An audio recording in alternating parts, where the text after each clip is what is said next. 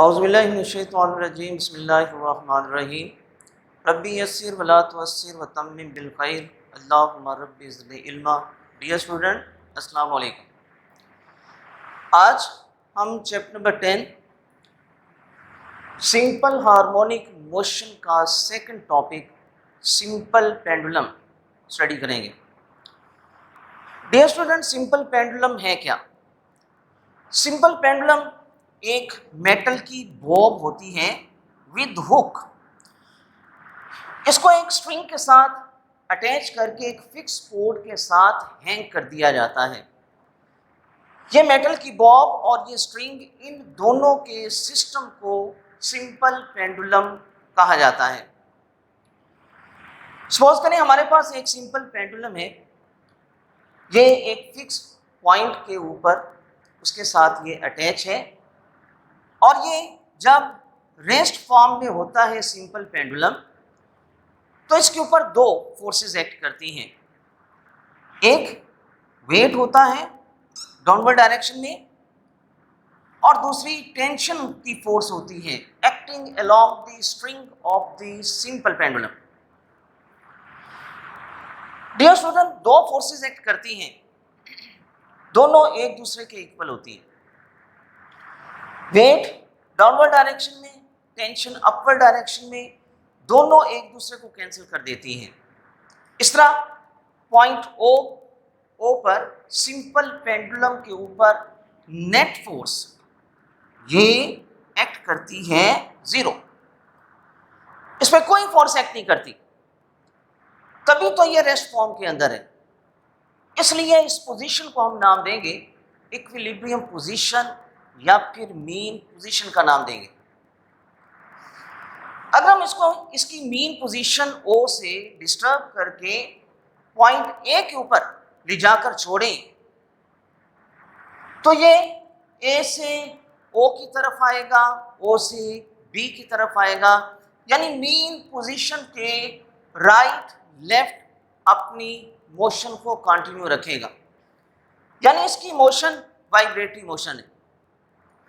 जब इसको ओ से ए पॉइंट के ऊपर ले जाया जाता है तो उस वक्त भी इसके ऊपर दो फोर्सेस एक्ट करती हैं, लेकिन उनकी डायरेक्शन जो है वो चेंज हो जाती है। Tension T acting along the string and weight of the बो। डियर स्टूडेंट, वेट एक्ट करेगा ऑलवेज डाउनवर्ड डायरेक्शंस में। पॉइंट ओ पे इनकी डायरेक्शन एक दूसरे के ऑपोजिट होती है, लेकिन जब ए पॉइंट के ऊपर सिंपल पेंडुलम के बॉब को ले जाया जाता है तो इस पर दो फोर्सेस, लेकिन दोनों फोर्सेस की डायरेक्शन एक दूसरे की लाइन ऑफ एक्शन से बाहर हो जाती हैं। इनकी लाइन ऑफ एक्शन सेम नहीं होती। तो फिर कौन सी फोर्स है जो ए पॉइंट के ऊपर इस पर रीस्टोरिंग फोर्स के तौर पर एक्ट करेगी?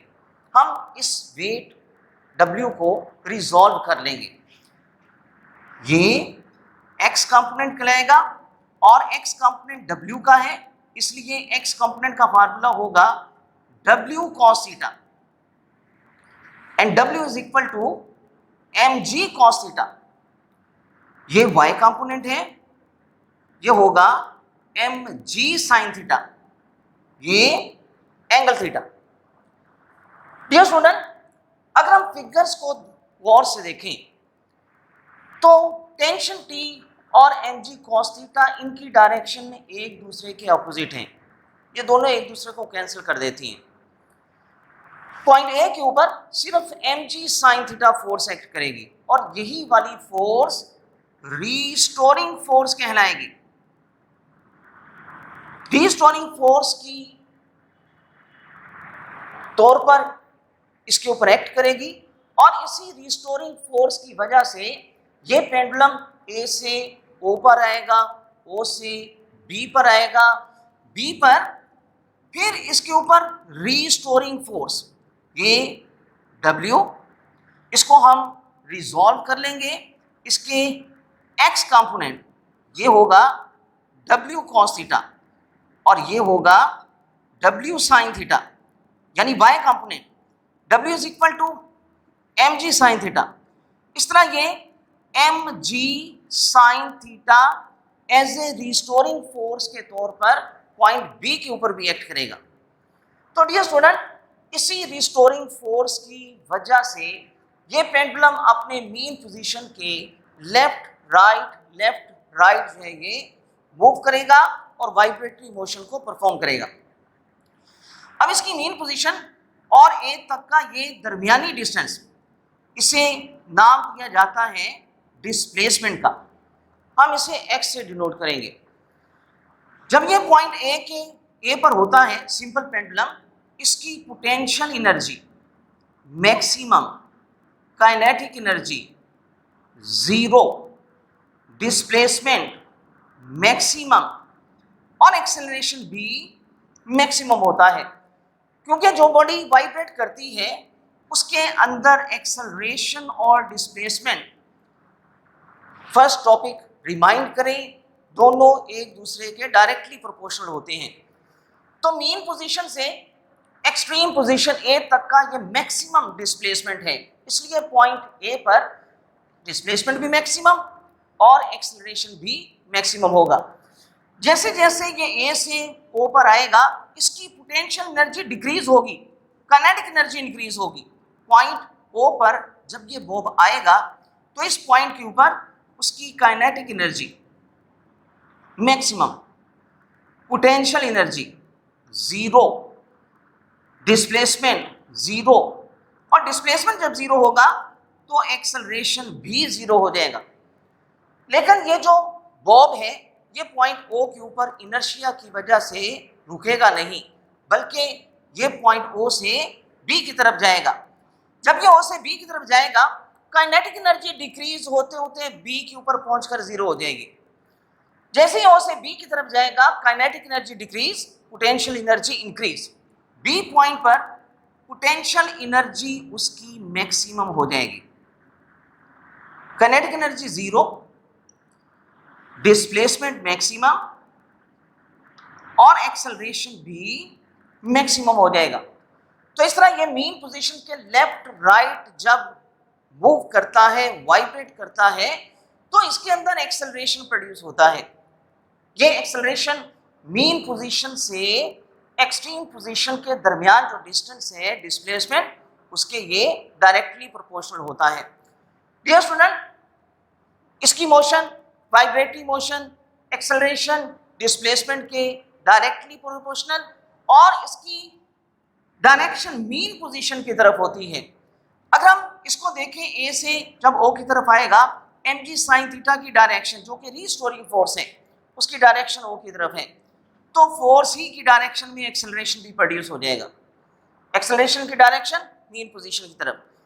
जैसे ही ये ओ से बी की तरफ जाएगा, वेलोसिटी डिक्रीज होना शुरू हो जाएगी, और जब वेलोसिटी होगी डिक्रीज तो एक्सेलरेशन की डायरेक्शन वेलोसिटी की अपोजिट डायरेक्शन में हो जाएगी।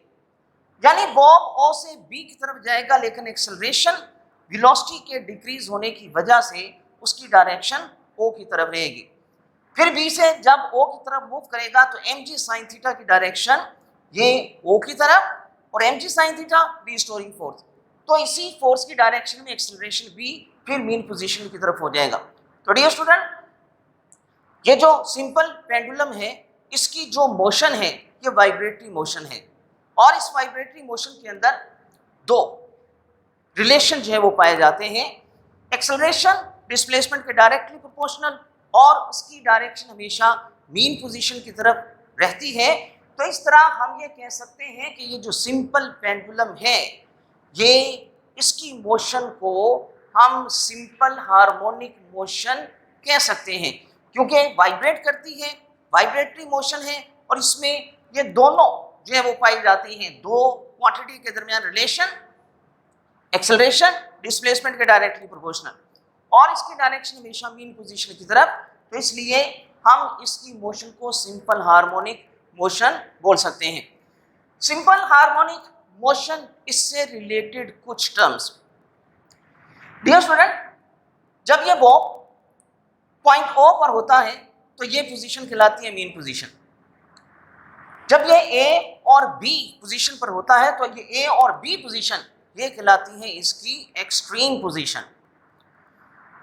जब ये ए से बी पे आता है, ओ से होता हुआ दोबारा बी से वापस ए पर जाएगा, तो हम कहेंगे कि इसने एक साइकिल जो है वो कंप्लीट किया है, यानी एक वाइब्रेशन कंप्लीट की है, यानी one complete round trip is called cycle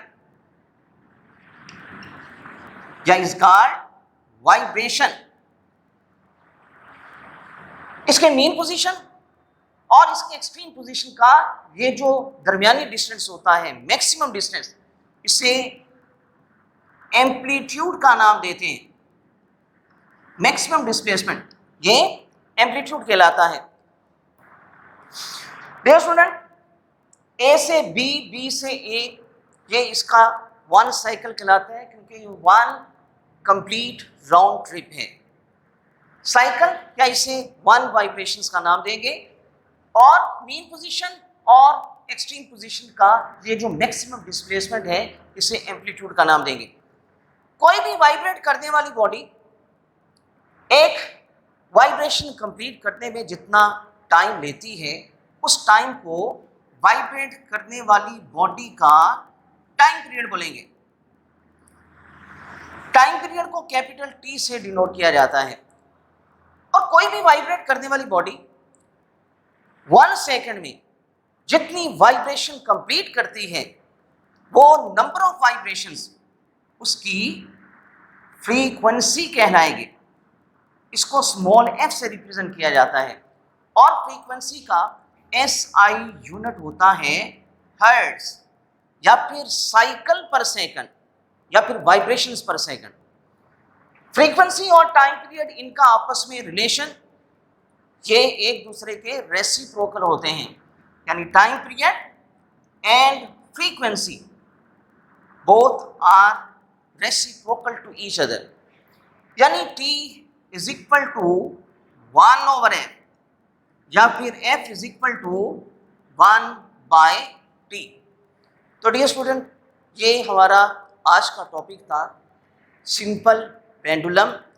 इसमें हमने इसकी मोशन को प्रूव किया कि इसकी ये जो वाइब्रेटरी मोशन है ये सिंपल हार्मोनिक मोशन है, और सिंपल हार्मोनिक मोशन से रिलेटेड कुछ टर्म्स, साइकिल क्या होता है, एम्पलीट्यूड क्या होता है, टाइम पीरियड क्या होता है, और फ्रीक्वेंसी क्या होती है। डियर स्टूडेंट, कोई प्रॉब्लम हो तो व्हाट्सएप ग्रुप में ज्वाइन करें, और उसमें आप हमसे डिस्कस कर सकते हैं।